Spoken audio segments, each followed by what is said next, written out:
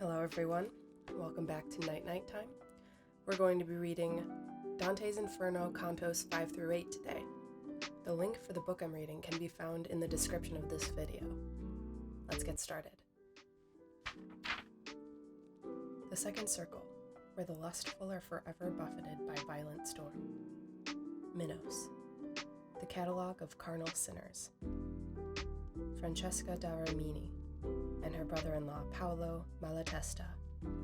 Francesca's tale of their love and death, at which Dante faints. So I descended from the first enclosure down to the second circle, that which girdles less space but grief more great, that goads to weeping. There, dreadful Minos stands, gnashing his teeth, examining the sins of those who enter. He judges and assigns as his tale twines. I mean that when the spirit born to evil appears before him, it confesses all.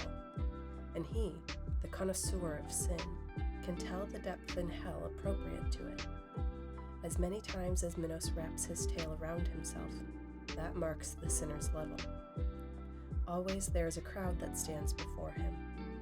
Each soul in turn advances toward that judgment. They speak and hear, then they are cast below. Arresting his extraordinary task, Minos, as soon as he had seen me, said, "O you who reach this house of suffering, be careful how you enter, whom you trust. The gate is wide, but do not be deceived." To which my guide replied, "But why protest? Do not attempt to block his fated path. Our passage has been willed above, where one can do what he has willed, and ask no more." Now notes of desperation have begun to overtake my hearing. Now I come where mighty lamentation beats against me. I reached a place where every light is muted, which bellows like the sea beneath tempest, when it is battered by opposing winds. The hellish hurricane, which never rests, drives on the spirits with its violence, wheeling and pounding. It harasses them. When they come up against the ruined slope, then there are cries and wailing and lament, and there they curse the force of the divine. I learned that those who undergo this torment are damned because they sinned within the flesh, subjecting reason to the rule of lust. And as, in the cold season, starlings' wings bear them along in broad and crowded ranks, so does that blast bear on the guilty spirits. Now here, now there, now down, now up, it drives them. There is no hope that ever comforts them, no hope for rest, and none for lesser pain. And just as cranes in flight will chant their lays, arraying their long file across the air, so did the shades I saw approaching, borne by that assailing wind, lament and moan. So that I asked him, "Master, who are those who suffer punishment in this dark air?" "The first of those about whose history you'd want to know," my master then told me, "once ruled as empress over many nations. Her vice of lust became so customary that she made license licit in her laws to free her from the scandal she had caused. She is Semiramis, of whom we read that she was Ninus's wife and his successor. She held the land the Sultan now commands. That other spirit killed herself for love, and she betrayed the ashes of Zacchaeus.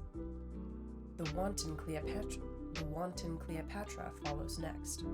See Helen, for whose sake so many years of evil had to pass. See great Achilles, who finally met love in his last battle. See Paris, Tristan," and he pointed out and named to me more than 1,000 shades departed from our life because of love. No sooner had I heard my teacher name the ancient ladies and the knights than pity seized me, and I was like a man astray. My first words, "Poet, I should willingly speak with those two who go together there, and seem so lightly carried by the wind." And he to me, You'll see when they draw closer to us, and then you may appeal to them. By that love which impels them, they will come. No sooner had the wind bent them toward us than I urged on my voice. O battered souls, if one does not forbid it, speak with us. Even as doves when summoned by desire, borne forward by their will, move through the air with wings uplifted, still, to their sweet nest.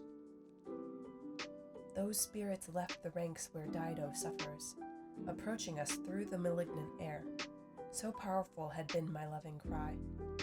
O living being, gracious and benign, who through the darkened air have come to visit our souls that stain the world with blood.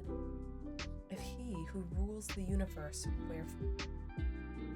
were friends to us, then we should pray to him to give you peace, for you have pitied our atrocious state. Whatever pleases you to hear and speak will please us too, to hear and speak with you. Now while the wind is silent in this place,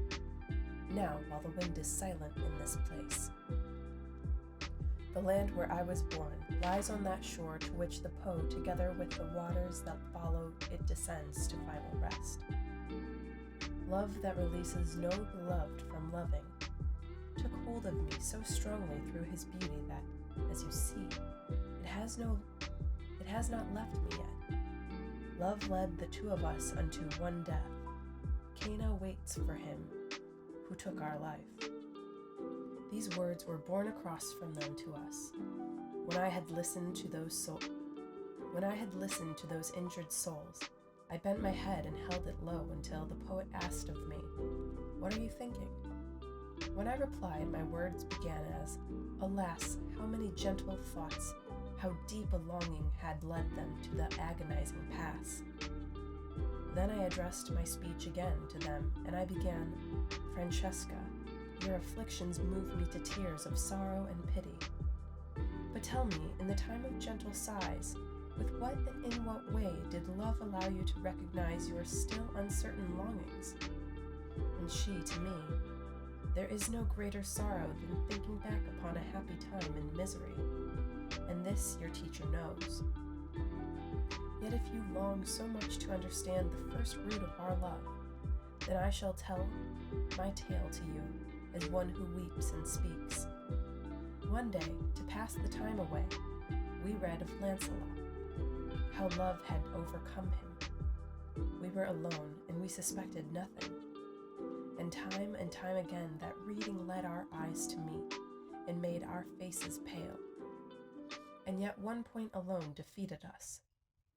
When we had read how the desired smile was kissed by one who was so true a lover, this one who never shall be parted from me, while all his body trembled, kissed my mouth. A Galahalt indeed, that book and he who wrote it too, that day we read no more. And while one spirit said these words to me, the other wept, so that, because of pity, I fainted as if I had met my death, and then I fell as a dead body falls. Canto 6. Dante's awakening to the third circle, where the gluttonous, supine, are flailed by cold and filthy rain and tormented by Cerberus. Chaco and his prophecy concerning Florence, the state of the damned after the resurrection. Upon my mind's reviving, it had closed on hearing the lament of those two kindred, since sorrow had confounded me completely. I see new sufferings, new sufferers, surrounding me on every side, wherever I move or turn about or set my eyes. I am in the third circle, filled with cold, unending, heavy, and accursed rain. Its measure and its kind are never changed. Gross hailstones, water gray with filth, and snow coming streaking down across the shadowed air. The earth, as it receives that shower, stinks. Over the souls of those submerged beneath that mess is an outlandish, vicious beast, his 3 throats barking, dog-like, Cerberus. His eyes are blood red, greasy black his beard. His belly bulges and his hands are claws. His talons tear and flay and rend the shades. That downpour makes the sinners howl like dogs. They use one of their sides to scream the other. Those miserable wretches turn and turn. When Cerberus, the great worm, noticed us, he opened wide his mouths, showing us his fangs. There was no part of him that did not twitch. My guide opened his hands to their full span, plucked up some earth, and with his fists filled full, he hurled it straight into those famished jaws.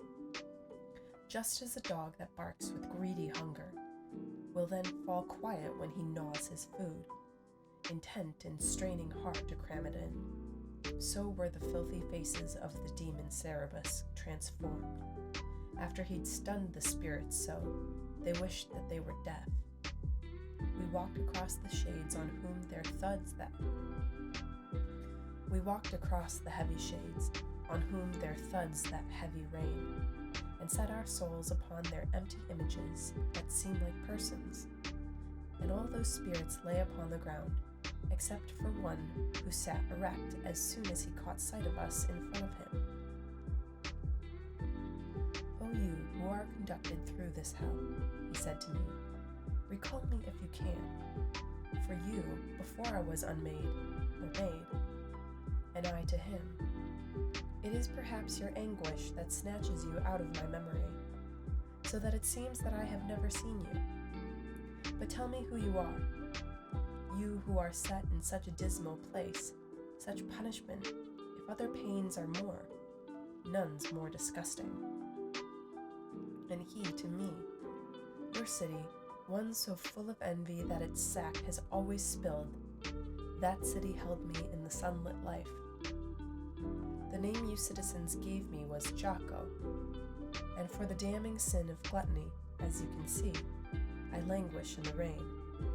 And I, a wretched soul, am not alone, for all of these have this same penalty for this same sin. And he said nothing more. I answered him, Chaco, your suffering so weighs on me that I am forced to weep. But tell me, if you know what end awaits the citizens of that divided city, is any just man there? Tell me the reason why it has been assailed by so much schism.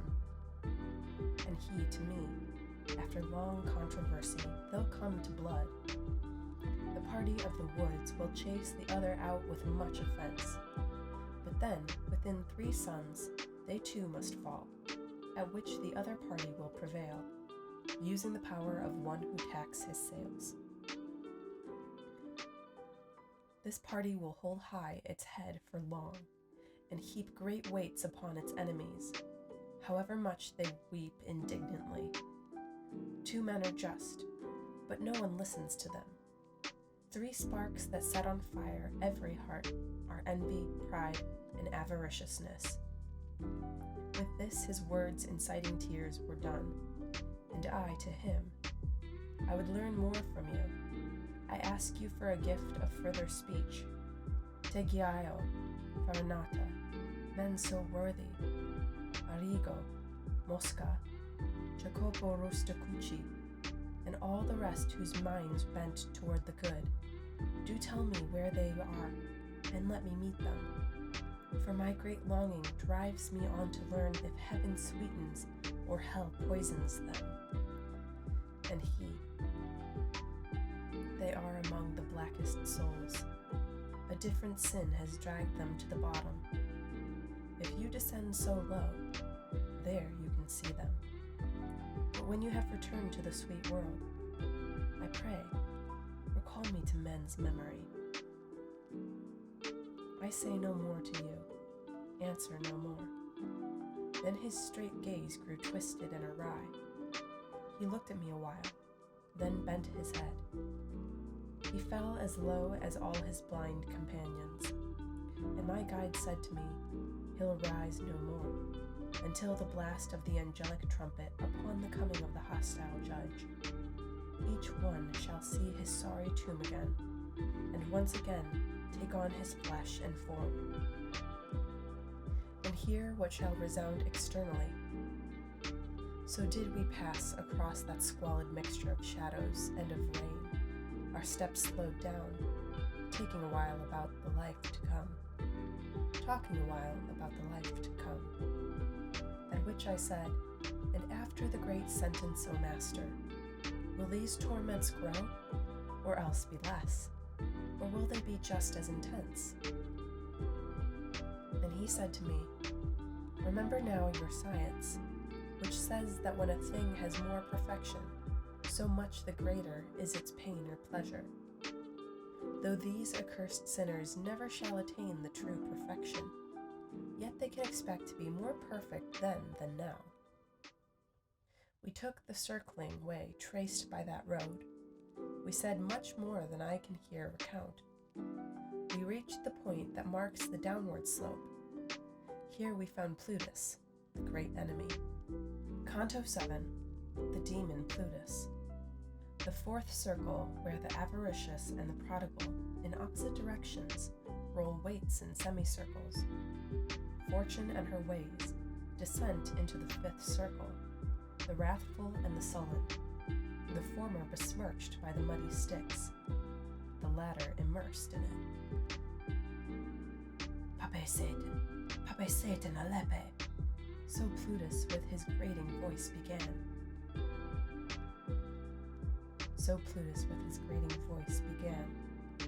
The gentle sage, aware of everything, said reassuringly, don't let your fear defeat you, for whatever power he has, he cannot stop our climbing down this crack.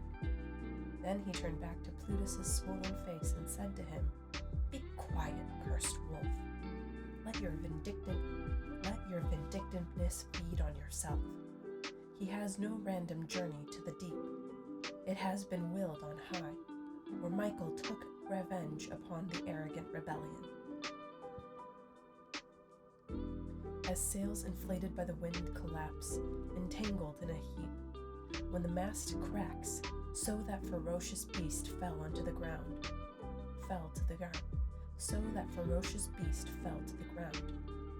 Thus we made our way down to the fourth ditch, to take in more of that despondent shore, where all the universe's ill is stored. Justice of God, who has amassed as many strange tortures and travails as I have seen. Justice of God, who has amassed as many strange tortures and travails as I have seen. Why do we let our guilt consume us so? Even as waves that break above Charybdis, each shattering the other when they meet, so must the spirits here dance their round dance. Here, more than elsewhere, I saw multitudes, to every side of me. Their howls were loud, while, wheeling weights, they used their chests to push. They struck against each other. At that point, each turned around and, wheeling back those weights, cried out, why do you hoard? Why do you squander? So did they move around the sorry circle from left to right, at the opposing point. Again they cried their chant of scorn. And so, when each of them had changed positions, he circled halfway back to his next joust. And I, who felt my heart almost pierced through, requested, Master, show me now what shades are these, and tell me if they all were clerics, those tonsured ones who circle on our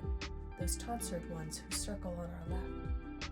And he to me, all these to left and right were so squint-eyed of mind in the first life. No spending that they did was done with measure.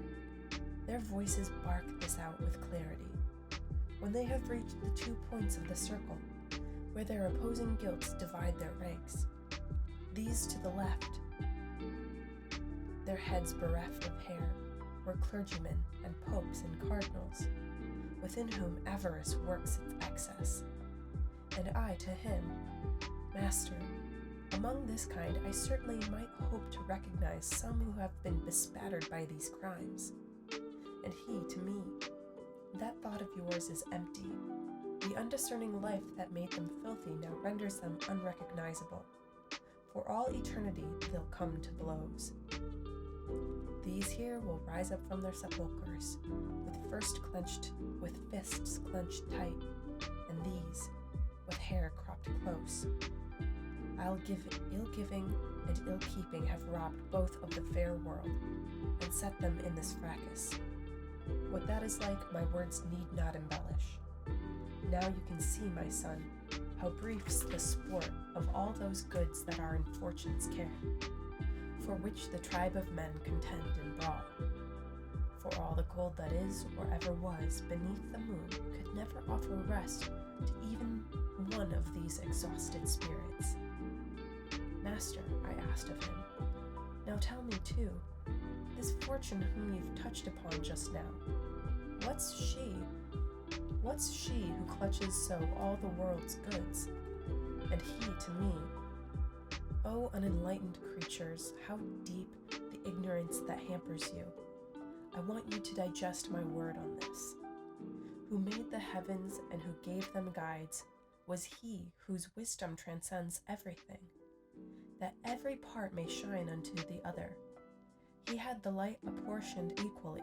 Similarly, for worldly splendors, he ordained a general minister and guide to shift, from time to time, those empty goods from nation unto nation, clan to clan, in ways that human reason can't prevent. Just so, one people rules, one languishes, obeying the decision she has given, which, like a serpent in the grass, is hidden. Your knowledge cannot stand against her force, for she foresees and judges and maintains her kingdom as the other gods do theirs. The changes that she brings are without respite. It is necessary that makes her swift. And for this reason, men change states so often. She is the one so frequently maligned, even by those who should give praise to her. They blame her wrongfully with words of scorn, but she is blessed and does not hear these things. For with the other primal beings, happy, she turns her sphere and glories in her bliss. But now let us descend to greater sorrow. For every star that rose when I first moved is setting now. We cannot stay too long. We cross the circle to the other shore. We reached a foaming watercourse that spills into a trench formed by its overflow.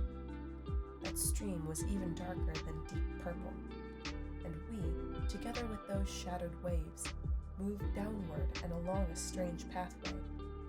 When it has reached the foot of those malign gray slopes, that melancholy stream descends, forming a swamp that bears the name of Styx. And I, who was intent on watching it, could make out muddied people on that slime, all naked and their faces furious.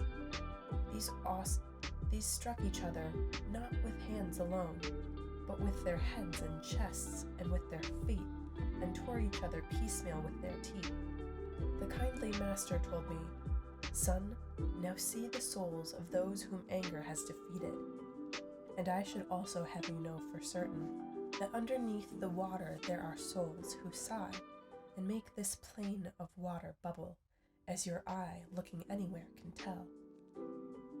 Wedged in the slime, they say, we had been sullen in the sweet airs that's gladdened by the sun. We bore the mist of sluggishness in us. Now we are bitter in the blackened mud. This hymn they have to gurgle in their gullets, because they cannot speak it in full words. And so between the dry shore and the swamp, we circled much of that disgusting pond, our eyes upon the swallowers of slime. We came at last upon a tower's base. Canto 8. Still the fifth circle, the wrathful and the sullen, the tall tower, Pelagius and the crossing of the Styx, Filippo Argenti and Dante's fury. Approach to D, the lower part of hell, its moat, its walls, its gates. The demons, fallen angels, and their obstruction of the poet's entry into D. I say, continuing, that long before we too had reached the foot of that tall tower, Our eyes had risen upward toward its summit, because of two small flames that flickered there, while still another flame returned their signal. So far off, it was scarcely visible, and I turned toward the sea of all good sense. I said, "What does this mean? And what reply comes from that other fire? Who kindled it?" And he to me, "Above the filthy waters you can already see what waits for us, if it's not hid by vapors from the marsh.